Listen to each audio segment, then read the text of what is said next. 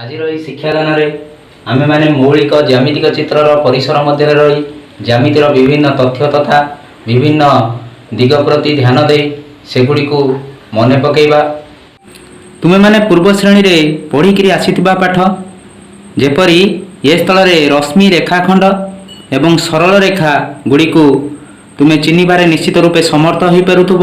ସେହିପରି ଭାବେ ସମକୋଣ, ସୂକ୍ଷ୍ମକୋଣ ଏବଂ ସ୍ଥୂଳକୋଣ ଦିଆଯାଇଥିଲେ ଏହାକୁ ଦେଖିକିରି ମଧ୍ୟ ତୁମେ ମନେ ପକାଇ ପାରୁଥିବ। ଯେପରି ଆମେ ଖ ଚିତ୍ରଟିକୁ ସମକୋଣ ଏବଂ ଗ ଚିତ୍ରଟିକୁ ଆମେ ସୂକ୍ଷ୍ମକୋଣ ଏବଂ କ ଚିତ୍ରକୁ ଆମେ ସ୍ଥୂଳକୋଣ ବୋଲି ପଢ଼ିଥାଉ। ସେହିପରି ଭାବେ ତ୍ରିଭୁଜରେ ବିଭିନ୍ନ ଦିଗକୁ ବିଚାର ଉପରକୁ ନେଇ ଯେପରି ଆମେ କୋଣ ଅନୁସାରେ ତ୍ରିଭୁଜକୁ ତିନି ଭାଗରେ ବିଭକ୍ତ କରିଥାଉ। ଯେପରି ସମକୋଣୀ ତ୍ରିଭୁଜ, ସୂକ୍ଷ୍ମକୋଣୀ ତ୍ରିଭୁଜ ଏବଂ ସ୍ଥୂଳକୋଣୀ ତ୍ରିଭୁଜ। ସମକୋଣୀ ତ୍ରିଭୁଜ କାହାକୁ କୁହାଯାଏ ନା ଯେଉଁ ତ୍ରିଭୁଜରେ ଗୋଟିଏ କୋଣ ସମକୋଣ, ତାହେଲେ ସେ ପ୍ରକାର ତ୍ରିଭୁଜକୁ ଆମେ ସମକୋଣୀ ତ୍ରିଭୁଜ କହିଥାଉ। ସେହିପରି ଭାବେ ସୂକ୍ଷ୍ମକୋଣୀ ତ୍ରିଭୁଜ କହିଲେ ଯେଉଁ ତ୍ରିଭୁଜରେ ପ୍ରତ୍ୟେକ କୋଣ ସୂକ୍ଷ୍ମକୋଣ ତାହାକୁ ଆମେ ସୂକ୍ଷ୍ମକୋଣୀ ତ୍ରିଭୁଜ କହିଥାଉ। ସେହିପରି ଭାବେ ସ୍ଥୂଳକୋଣୀ ତ୍ରିଭୁଜକୁ କହିବା ବେଳେ ଆମେ ବିଚାରକୁ ନେଇ କହୁଥିଲେ କି ଯେଉଁ ତ୍ରିଭୁଜରେ ଗୋଟିଏ କୋଣ ସ୍ଥୂଳକୋଣ ସେ ପ୍ରକାର ତ୍ରିଭୁଜକୁ ଆମେ ସ୍ଥୂଳକୋଣୀ ତ୍ରିଭୁଜ କହିପାରିଥାଉ। ଆମେ ପ୍ରୋଟ୍ରାକ୍ଟର ସାହାଯ୍ୟରେ ଏହାର କୋଣ ଗୁଡ଼ିକୁ ମାପି ବା ବିଚାରକୁ ନେଇ ଆମେମାନେ ସମକୋଣୀ, ସୂକ୍ଷ୍ମକୋଣୀ ଏବଂ ସ୍ଥୂଳକୋଣୀ ତ୍ରିଭୁଜକୁ ବାଛି ଦେଇପାରିବା। ବାହୁ ଅନୁସାରେ ତ୍ରିଭୁଜକୁ ଆମେ ତିନି ଭାଗରେ ବିଭକ୍ତ କରିଥାଉ।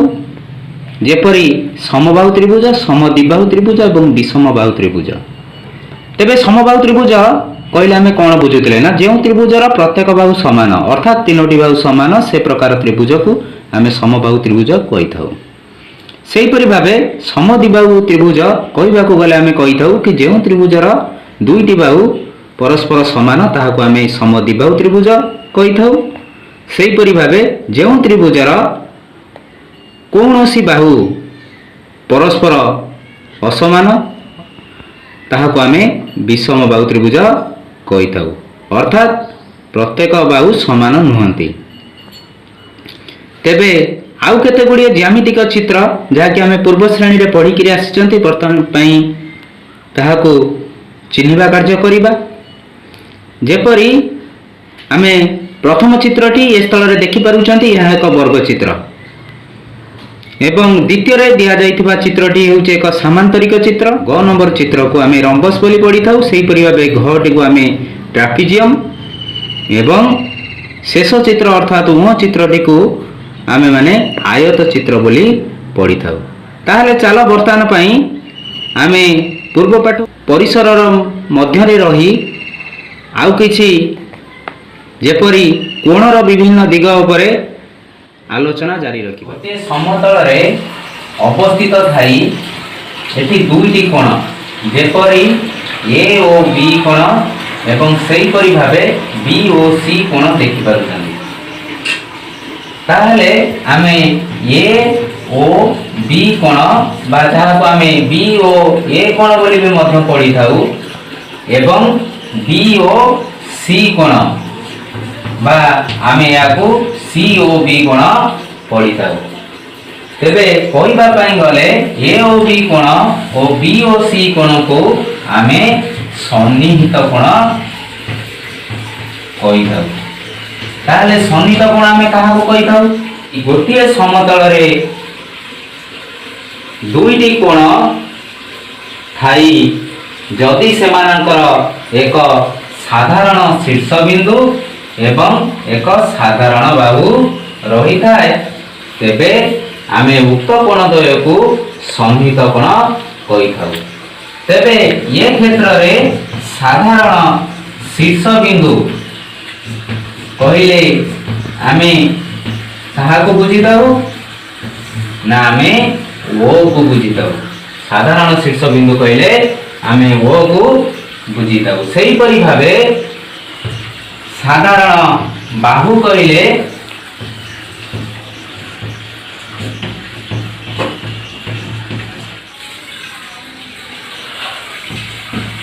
ତେବେ ଆମେ ସନ୍ନିହିତ କୋଣ କ'ଣ ବୁଝିଲେ कि गोटिए समतल रे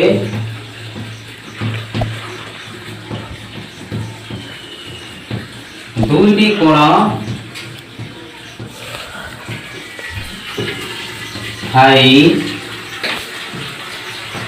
सेमानंकर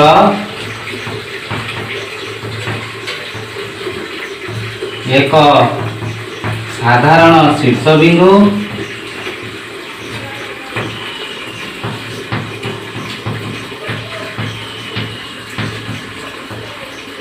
ओ एक साधारण बाहु रही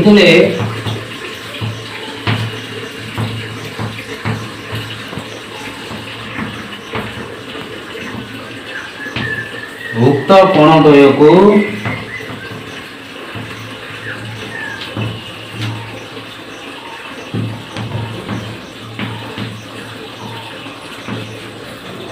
आमे सन्निहित कोण कहिथाउ।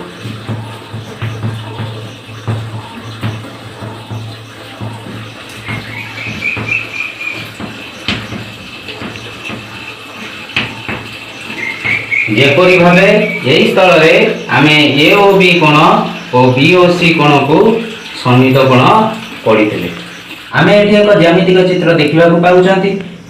जो ज्यामितिक चित्र रे एठी दुईटी कोणर अवस्थिति मध्ये आमे देखि पाउचंती। जेपरी दुईटी कोण कहिले आमे एहा को बी ए सी कोण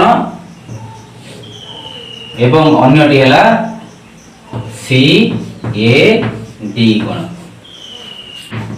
ये डी रश्मि और ये बी रश्मि परस्पर विपरीत अटंती।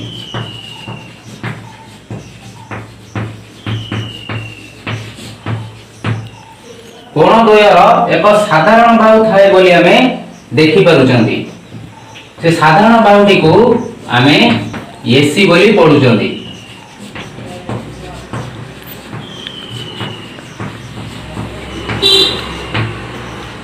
जो स्थल रे कि आमे एठी एक शीर्ष बिंदु देखिबा को पाउचंती जा को आमे ए बोली कहउचंती। ताले ए को आमे शीर्ष बिंदु भाबे पढ़ी पारुचंती। एई बोली चित्र तुमे दर्शेबा को जाई यदि एई परी केते गुडी प्रसंग ऊपर आमे दृष्टिपात करिबा तेबे ए स्थल रे आमे बी ए सी कोण एवं सी ए डी कोण द्वय को आमे सरल रैखिक जोड़ी बोली कहि थाउ बा एहा को आमे सरल जोड़ी बोली मध्य कहि थाउ। तेबे आमे कोन बुझिले सरल रैखिक जोड़ी बा सरल जोड़ी आमे काहा को कहि थाउ। तेबे आमे एपरि भाबे कहि परिबा बा बुझी परिबा जे कि एक निर्दिष्ट बिंदुरु दुईटी परस्पर विपरीत रश्मि थाई जदि सेमानंकर सन्निहित कोणद्वय संभव अटे तेबे उक्त कोणद्वय को आमे सरल रैखिक जोड़ी बा सरल जोड़ी बोली एक ज्यामितिक चित्र देखिबा को पाउचंती। जे स्थल रे दुईटी सरल रेखा जेपरी ए बी और सी डी परस्पर को छेद करिबा द्वारा चारिटी कोण उत्पन्न होईची। से चारिटी कोण मध्यरु आमे प्रथमटी को लेखिले ए ओ सी कोण सेही परि भाबे बी ओ डी कोण एवं सी ओ बी कोण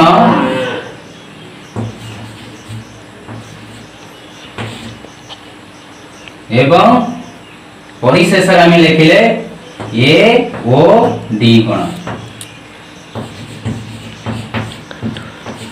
ए ओ सी कोण ओ बी ओ सी कोण ये कोणद्वय को आमे सन्निहित कोणद्वय बोली कहि थाउ। सेही परि भाबे ए क्षेत्र रे आउ केते जोड़ा मध्य सन्निहित कोण सृष्टि होईची जहाकु मध्य आमे एई परि भाबे लेखि परिबा। कोण द्वय सन्निहित नुहंती अर्थात से माने परस्पर विपरीत अटंती। तेबे आमे केउ कोन कोन को लेखि परिबा अर्थात आमे बुझिबा को गले केउ केउ कोण जोड़ी को आमे एठी स्थान देई परिबा। ओ सी कोण ओ बी ओ डी कोण एमाने परस्पर विपरीत अटंती। सेही परि भाबे आमे कहि परिबा कि सी ओ बी कोण एवं ए ओ डी कोण एमाने मध्य होचंती परस्पर विपरीत कोण। ताले ये कोण द्वय तुमे देखि पारुथबो सी ओ बी कोण एवं ए ओ डी कोण एमाने परस्पर विपरीत बा बुझिबा को गले से माने सम्मुखीन कोण मध्य अटंती। ताले एई प्रकार कोण जोड़ी को आमे प्रतीप कोण बोली कहि थाउ। एठी आमे एक कोण देखिया पई पाउचंदी जेउ कोण को आमे बी ए डी कोण बा डी ए बी कोण बोली पढी थाउ। एई बी ए डी कोण रे आमे दुईटी छोट कोण मध्य देखिबा को पाउचंदी जहा कि परस्पर सन्निहित अछंती। ताले सेपरि कोण द्वय आमे याकु लेखिले आमे याकु लेखि परिबा सी ए बी कोण ओ सी ए डी कोण। तेबे सी ए बी कोण रो परिमाण होउची केते डिग्री ना 50 डिग्री। सेही परि भाबे सी ए डी कोण यार कोण रो परिमाण होउची 40 डिग्री। तेबे एई 50 डिग्री एवं 40 डिग्री मिसिकरी एक बृहत कोण जहा कि आमे बी ए डी कोण पढुतिले अर्थात बुझिबा पई गले यार परिमाण होउची 90 डिग्री। तेबे एपरि स्थल रे आमे सी ए बी कोण ओ सी ए डी कोण को आमे अनुपूरक कोण जोड़ी बोली कहि थाउ बा ए कोण द्वय को आमे परस्पर अनुपूरक कोण बोली मध्य पढ़ी थाउ।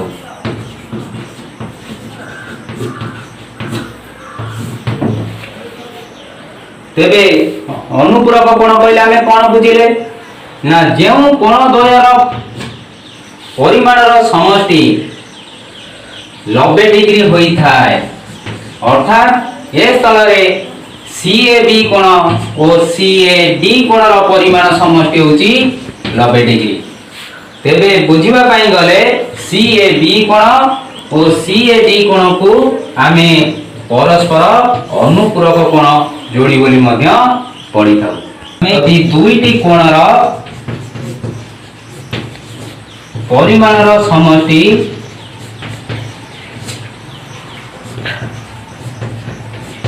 90 डिग्री होई थाए। तेबे उक्त कोण द्वय को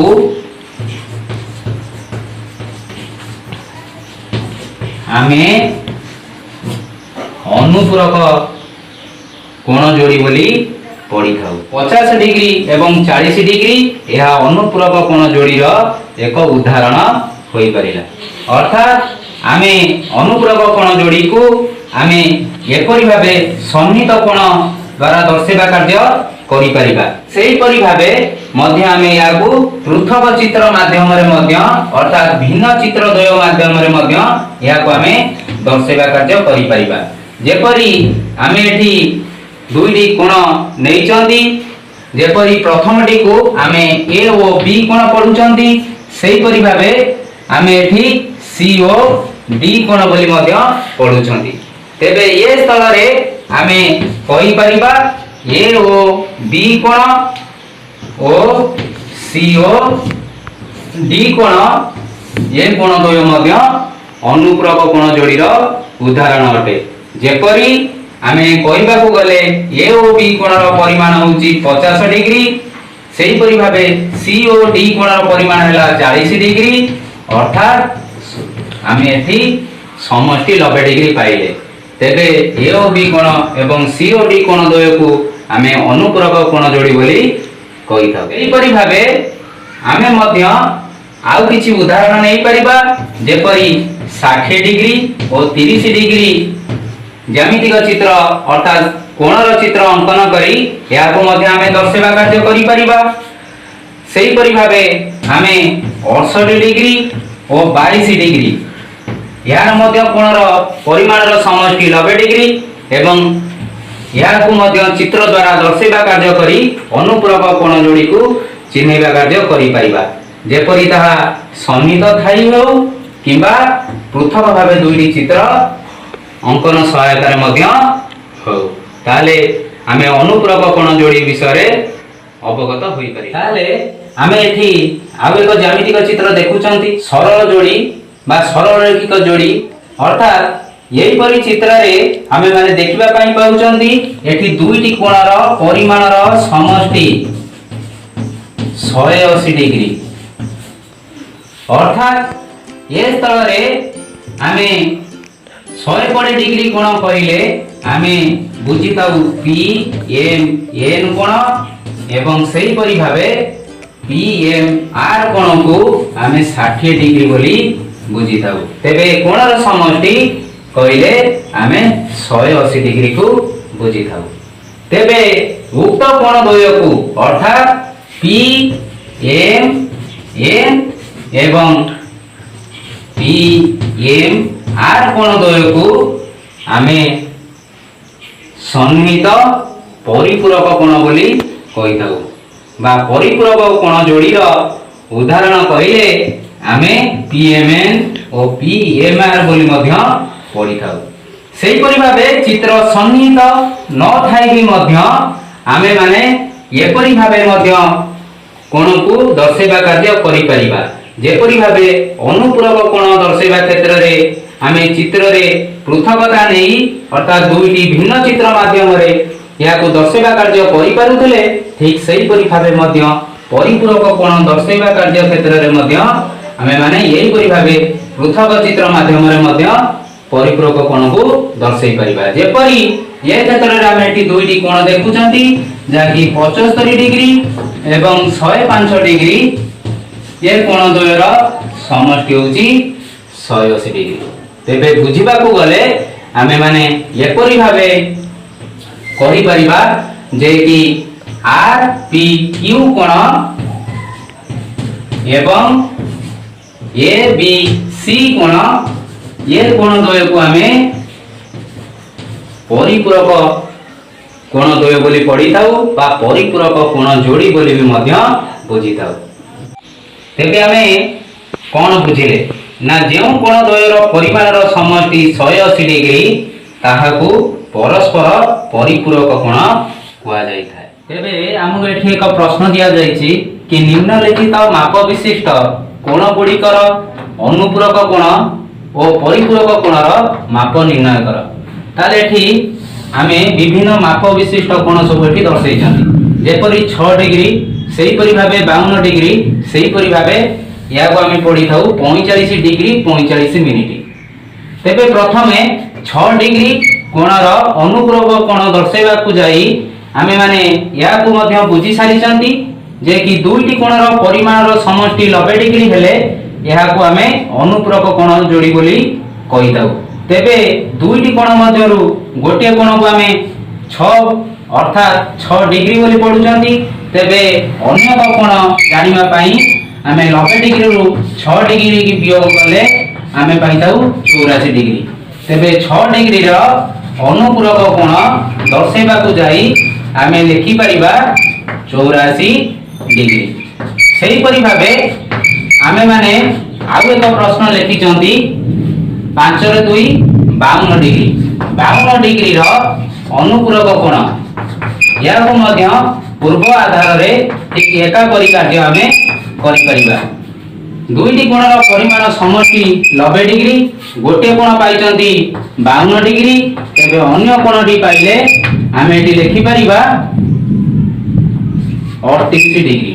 ତେବେ 52 ডিগ্ରୀର ଅନୁପୂରକ କୋଣ କହିଲେ ଆମେ 38 ডিগ্ରୀକୁ ବୁଝିଥାଉ। ତାହେଲେ ଯିବା ଆମେ ପରବର୍ତ୍ତୀ ପ୍ରଶ୍ନ ନିକଟକୁ 45 ডিগ্ରୀ 45 ମିନିଟର ଅନୁପୂରକ କୋଣ। ତେବେ ଏପରି ଗଣିତକୁ ସମାଧାନ କରିବାକୁ ଯାଇ आमे माने या को देखि परिबा बा कहि परिबा जे कि 1 डिग्री समान 60 मिनिट। तेबे 90 डिग्री को आमे एपरि भाबे परिप्रकाश करि परिबा कि 90 डिग्री 60 मिनिट। अर्थात बुझिबा पाई गले 60 मिनिट कहले आमे 1 डिग्री को बुझिताउ, अर्थात 90 डिग्री मिश्रण 1 डिग्री समान होची 90 डिग्री। तेबे गोटे कोण दिया जाईची 45 डिग्री 45 मिनिट। तेबे अन्य कोणटी जानिबा पाई आमे ए क्षेत्र रे वियोग कार्य करिबा। तेबे 60 मिनिट रो 45 मिनिट वियोग कले आमे एठी 15 मिनिट बोली पाइले। ठीक सही परि भाबे आमे डिग्री रो डिग्री वियोग करी आमे 84 डिग्री पाइले। तेबे ये प्रश्न रो उत्तर आमे स्थिर करि परिले, अर्थात 45 डिग्री 45 मिनिट रो अनुप्रयोग कोण कहले 44 डिग्री 15 मिनिट। ठीक सही परि भाबे आमे पूर्व आधार रे जेपरि भाबे अनुप्रयोग कोण दर्शिबा कार्य करिथिले, परिपूरक कोण दर्शिबा को जाई आमे माने पूर्व पाठ को मने पकाइले आमे या मने पकाई परिबा कि दुईटी कोणर परिमाण समष्टि 180 डिग्री होइतिले तेबे कोण द्वय को आमे परिपूरक कोण बोली कहिताउ। अर्थात से कोण द्वय को आमे परस्पर परिपूरक कोण बोली बुझिताउ। ए क्षेत्र रे 6 डिग्री रो परिपूरक कोण निर्णय करिबा पई जाई आमे माने दुईटी कोणर समष्टि 180 डिग्री लेखिबा एवं सेतिरु 6 डिग्री वियोग कले वियोगफल आमे स्थिरकृत करि परिबा 174 डिग्री। तेबे 6 डिग्री रो परिपूरक कोण कहिले आमे 174 डिग्री को बुझिताउ। तेबे 52 डिग्री रो परिपूरक कोण ठीक पूर्व आधार रे आमे करि परिबा जेपरि दुईटी कोणर परिमाण समष्टि 180 डिग्री। तेबे गोटे कोणर परिमाण हैला 52 डिग्री। तेबे वियोग कार्य कले आमे माने पाइबा 128 डिग्री। तेबे 52 डिग्री रो परिपूरक कोण लेखिबा क्षेत्र रे आमे 128 डिग्री या को लेखि परिबा। सेही परि भाबे 45 डिग्री 45 मिनिट रो परिपूरक कोण को आमे माने जेपरि पूर्व आधार रे दर्शैतिले ठीक सेही परि भाबे या को दर्शैबा कार्य करिबा। जेपरि आमे टिके पूर्वरु पढिथिले कि 1 डिग्री कहिले आमे 60 मिनिट को बुझिता। ठीक सही परि भाबे आमे 180 डिग्री को परिप्रकाश करै परिबा 179 डिग्री 60 मिनिट। तेबे गोटे कोणर परिमाण दिया जाईची 45 डिग्री 45 मिनिट। तेबे आमे माने या को वियोग कार्य करी मिनिट रु मिनिट वियोग कले आमे 15 मिनिट बोली लेखिबा। ठीक सही परि भाबे आमे या को 134 डिग्री लेखिबा। तेबे पढिबा पई जाई 45 डिग्री 45 मिनिट रो परिपूरक कोण कहले 134 डिग्री 15 मिनिट बोली कहि परिबा। ताले आउ एक प्रश्न दिया जाईची कि जेउ कोणर परिमाण तार अनुपूरक कोणर परिमाण रो 2 गुण तार परिमाण केते। तेबे या को समाधान करिबा पई जाई आमे लेखिबा कि मने कर अनुपूरक कोणर परिमाण समान होची 1 गुण। तेबे प्रश्नानुसार आमे कहि परिबा कि कोणटीर परिमाण हबो 2 गुण। जेहेतु आमे अनुपूरक कोण कथा कुआ जाईची ए स्थल रे आमे प्रश्नानुसार लेखि परिबा कि 1 गुण मिश्रण 2 गुण समान हैला 90 डिग्री। तेबे 3 गुण समान हैला 90 डिग्री। 1 गुण कहिले 90 डिग्री विभक्त 3 अर्थात आमे 30 डिग्री बोली लिखि परिबा। प्रश्न अनुसार कोणर परिमाण हबो केते ना कोणर परिमाण को आमे 2 गुण बोली स्थिर करिसथि। ताले कोणर परिमाण समान 2 गुण समान 30 डिग्री गुणन 2 समान हैला 60 डिग्री। तेबे हमको उत्तर लेखिया पई कुआ जाइतला कि कोणटीर परिमाण केते। ताले आमे एठी कोणटीर परिमाण 60 डिग्री बोली स्थिर करि परिले।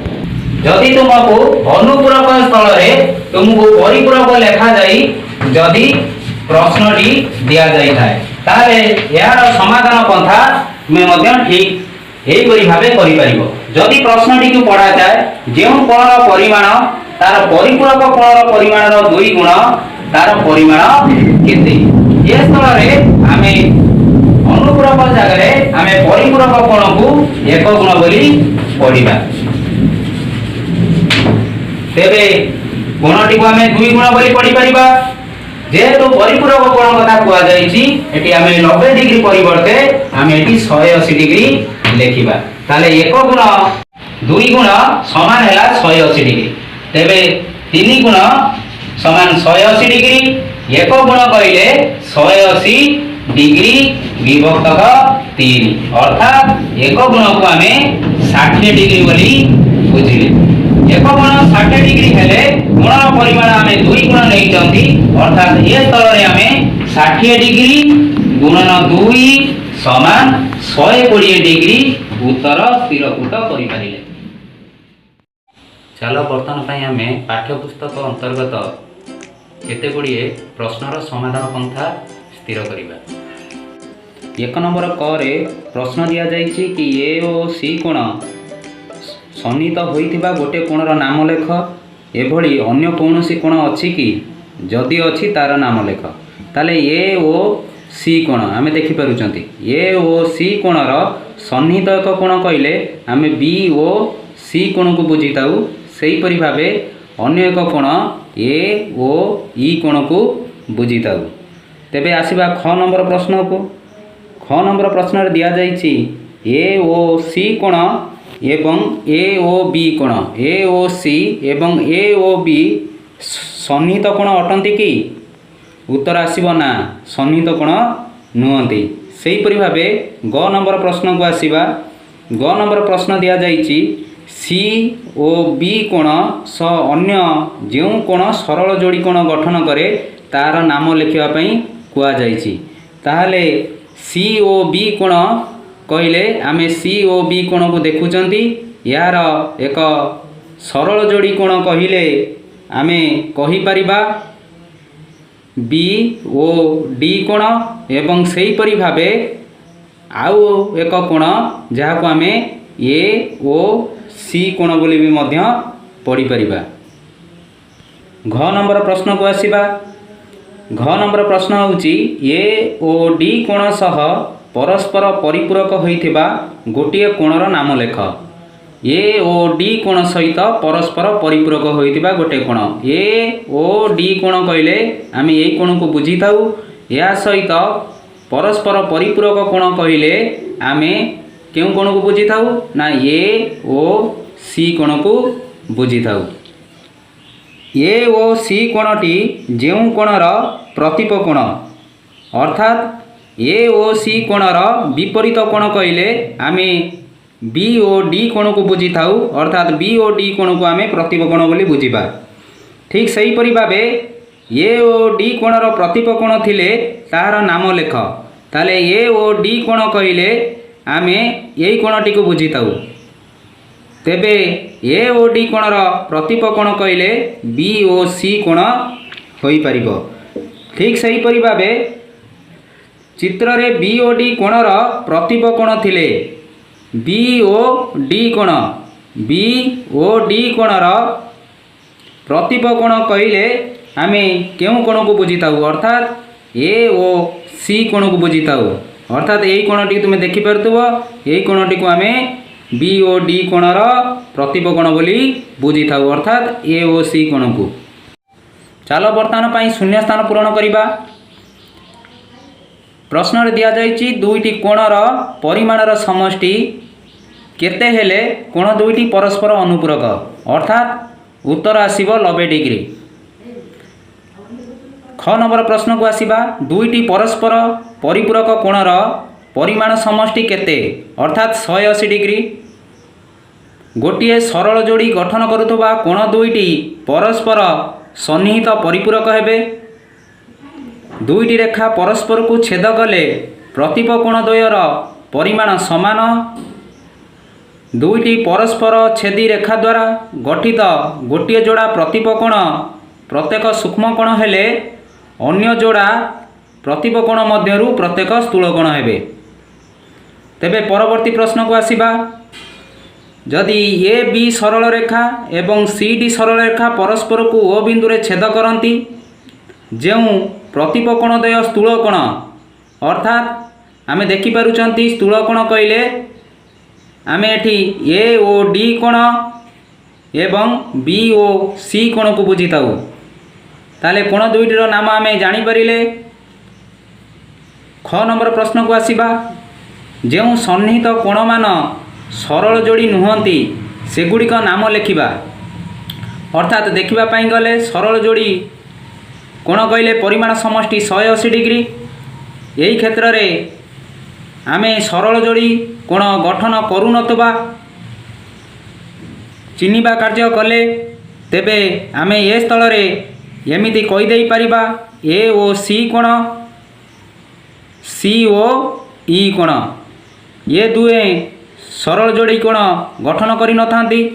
सेही परि भाबे बी ओ ई कोण बी ओ ई कोण एवं बी ओ डी कोण अर्थात ये कोण दुईटी ये कोण दुईटी मध्य ए माने सरल जोड़ी नुहंती। सेही परि भाबे सी ओ ई ओ बी ओ ई ये कोण दुहे सरल जोड़ी नुहंती। तेबे आस आसीबा आउ केते गुड़े प्रश्न उत्तर उपरकू। जो कोणटी निजर परिपूरक से कोणटीर परिमाण केते अर्थात 90 डिग्री। जो कोणटी निजर अनुपूरक से कोणटीर परिमाण हेउची 45 डिग्री। परवर्ती प्रश्न को आसीबा दुईटी परस्पर परिपूरक कोण मध्यरु गोटे कोणर परिमाण को 10 डिग्री अधिक कर दिगला। अन्य कोणर परिमाण रे की परिवर्तन कले नूतन कोण दुईटी मध्य परस्पर परिपूरक हेबे। अर्थात अन्य कोणर परिमाण 10 डिग्री कम कले कोण दुईटी परस्पर परिपूरक होई परिबे। परवर्ती प्रश्न को आसीबा परस्पर परिपूरक होइतिबा दुईटी कोण मध्यरु उभय सूक्ष्म कोण होई परिबे कि? उत्तर आसीबो ना, उभय सूक्ष्म कोण होई परिबे नाही। सेही परि उभय स्थूल कोण होई परिबे कि? उभय मध्य स्थूल कोण होई परिबे नाही। उभय समकोण होई परिबे कि? हाँ, उभय समकोण होई परिबे। सेही परि भाबे गोटिए सूक्ष्म और अन्यटी समकोण होई परिबे कि? ए क्षेत्र रे होई परिबो नाही। शेष प्रश्न गोटिए सूक्ष्म और अन्यटी स्थूल कोण होई परिबो कि? हाँ, हेई परिबो। वर्तमान आमे एटी एक प्रश्न देखि पारुछंती जो क्षेत्र रे ए बी सरल रेखा और सी डी सरल रेखा परस्पर को एक बिंदु रे छेद करिसंती जो द्वारा चारिटी कोण उत्पन्न होईची। चारिटी कोण मध्यरु गोटे कोणर परिमाण 55 डिग्री। तेबे हमकु प्रश्न दिया जाईची x डिग्री रो मान केते y डिग्री रो मान केते एवं सही परि भाबे z डिग्री रो मान केते। ए क्षेत्र रे आमे माने देखुचंती 55 डिग्री रो प्रतिपकोण करिले आमे y डिग्री की बुझी थाउ। तेबे एपरि स्थल रे आमे y डिग्री रो मूल्य 55 डिग्री स्थिरभूत करि देई परिले प्रतिपकोण हेतु। ठीक सही परि भाबे y रो मूल्य 55 डिग्री पाइबा परे आमे x डिग्री रो मध्य मूल्य स्थिरभूत करि परिबा।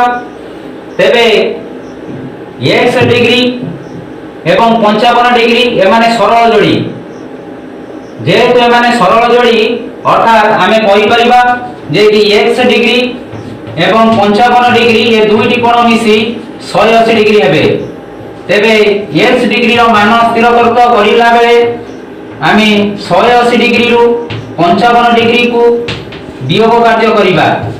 अर्थात ए स्थल रे आमे लेखि देई परिबा x डिग्री रो मान बा मूल्य स्थिर करि परिले 125 डिग्री। x डिग्री रो अर्थात 125 डिग्री रो प्रतिपकोण कइले आमे z कोण को क्षेत्र रे बुझी पाउ। तेबे यार मूल्य मध्य 125 डिग्री होई परिबो। ताले z डिग्री रो मूल्य मध्य आमे 125 डिग्री स्थिरभूत करि पारले प्रतिपकोण दर्शाई। तेबे आमे आसीबा अन्य एक प्रश्न निकट को तेबे ए क्षेत्र में आमको एक कोणर परिमाण 45 डिग्री दर्शा जाइछि। जो कोणर परिमाण 45 डिग्री दर्शा जाइछि उक्त कोणटीर प्रतिपकोण कहले आमे जेड डिग्री की बुझी थाउ। अर्थात जेड डिग्री रो मूल्य आमे 45 डिग्री स्थिरकृत करि परिले। जेड डिग्री रो परिमाण 45 डिग्री स्थिरकृत करि साला परे जेड डिग्री सहित वाई डिग्री एक सरल जोड़ी कोण गठन करिछि जहा कि तुमे माने देखि पारुथबो। अर्थात ए स्थल रे आमे कहि परिबा वाई डिग्री एवं जेड डिग्री रो मूल्य आमे पाई सारी छंती 45 डिग्री। ए दुहे मिसी 180 डिग्री सृष्टि करिथिबे कारण ये दुईटी कोण सरल जोड़ी अटंती। तेबे वाई डिग्री रो मान स्थिर कले आमे 180 डिग्री फेडाण 45 डिग्री समान 135 डिग्री स्थिरकृत करि परिले। तेबे ये क्षेत्र रे आमे 135 रो दर्शेबा कार्य करिले आमे बुझी परिबा जे कि 135 डिग्री रो प्रतिपकोण कहले आमे यही कोण अर्थात ये दुईटी कोणर समष्टि की बुझी थाउ। तेबे 135 डिग्री रो कोणर सम परिमाण विशिष्ट कोण कहले आमे याकू एपरि भाबे लेखि परिबा अर्थात x डिग्री मिश्रण 40 डिग्री समान हैला 135 डिग्री। तेबे एपरि स्थल रे आमे x डिग्री रो मान स्थिरकृत करबा पई जाई आमे 135 डिग्री फेडाण 40 डिग्री समान 95 डिग्री स्थिरकृत करि परिले। तेबे x डिग्री रो मूल्य मध्ये आमे 95 डिग्री दर्शेबा कार्य करि परिले। तेबे 2 नंबर प्रश्न को आमे टिके पूर्वरु जेपरी समाधान पंथा स्थिरकृत करुथिले ठीक सही परी पूर्व आधार रे या को आमे स्थिरकृत करि परिबा। या को मध्य तुमे निजे करिबा को चेष्टा करिवो। तेबे आमे आसीबा 3 नंबर को। 3 नंबर रे ए बी सी कोण और बी सी डी कोण परस्पर सन्निहित कोण अटंती कि ए बी सी कोण अर्थात बी कोण को बुझाउची सेही परि भाबे बी सी डी कोण अर्थात सी कोण को बुझाउची। ये दुईटी कोण सन्निहित कोण नुहंती। कहबा को गले यार कारण आमे दर्शई परिबा जे कि एमानंकर एक साधारण बाहु अछि अर्थात ये क्षेत्र रे आमे साधारण बाहु बी सी क्यू पढ़ी थाउ मात्र यार साधारण शीर्ष बिंदु नाही। तेबे एपरि स्थल रे आमे ए बी सी कोण और बी सी डी कोण को सन्निहित कोण कहि परिबा नाही।